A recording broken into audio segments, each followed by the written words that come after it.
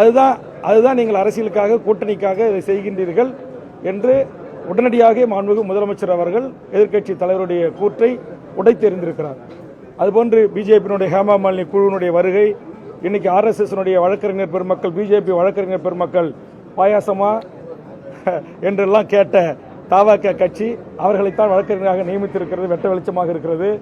இதுபோன்று இன்னும் பல உண்மைகள் வெளிவர இருக்கிறது. விஜய் யார் சொல்லி கட்சி தொடங்கினார், யார் அவரை இயக்குகிறார், எப்படி அவருக்கு இந்தியா முழுக்க பறந்து செல்வதற்கு விமானம் அனுமதி அளிக்கப்படுகிறது, சிறப்பு விருந்தினர் அறை வரைக்கும் அவருடைய கார் உள்ளே சென்று இறங்கி விமானத்தில் ஏறுவதற்கு எப்படி அனுமதிக்கப்படுகிறது, அவருக்கான YZ பிரிவு பாதுகாப்பு எப்படி வழங்கப்படுகிறது, அன்றைக்கு சம்பவம் நடந்த அடுத்த ஒரு சில மணி நேரங்களில் அவர் வீட்டுக்கு துணை ராணுவ படை எப்படி கூடுதலாக குவிக்கப்பட்டது, இது எல்லாம் பார்க்கின்ற போது இதில் ஒன்றும் சந்தேகமே இல்லை. எல்லளவும் முனையளவும் அவரை பாரதிய ஜனதா இயக்குகிறது.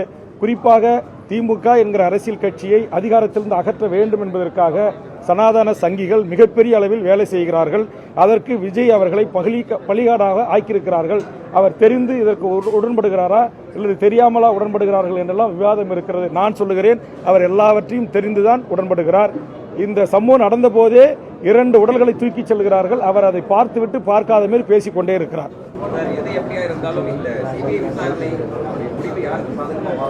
அது நாம் இப்போது சொல்ல முடியாது. சிபிஐ அரசு சார்பற்ற முறையில் நேர்மையாக விசாரிக்க வேண்டும். விசாரித்தால் உண்மை வெளிவரும். இப்போ நான் கேட்குறேன், நீங்கள் நம்ம தமிழ்நாட்டுடைய ஊடகங்கள், பத்திரிகை, மூத்த நண்பர்கள், இன்வெஸ்டிகேஷன் ஜெர்னலிஸ்டில் மிகச்சிறந்தவர்கள் என்று போற்றப்பட்டிருக்கிற அனைவருமே இது ஒரு விபத்து தான், இது நெரிசலில் ஏற்பட்ட சாவுகள் தான் அப்படின்னு சொல்லியிருக்காங்கல்ல. அப்படி இருக்கும்போது இன்னைக்கு பிஜேபி எப்படி இதில் சதி இருக்குன்னு பேசுகிறாங்க. எதிர்கட்சி தலைவர் சதி இருக்குன்னு பேசுறாரு, இதில் உள்ள வந்து ரவுடிக்கு வந்திருக்காங்கன்னு பேசுறாரு. அப்புறம் எதிர்கருத்து ஆதாரத்தமாக எடுத்து வச்ச உடனே நான் வெளிநடப்பு செய்கிறேன்னு வெளிநடப்பு செய்கிறார். அப்போ இது எல்லாம் எதை காட்டுகிறது?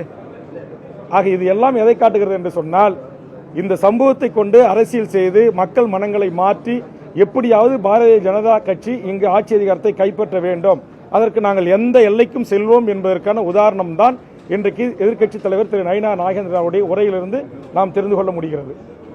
நன்றி, வணக்கம்.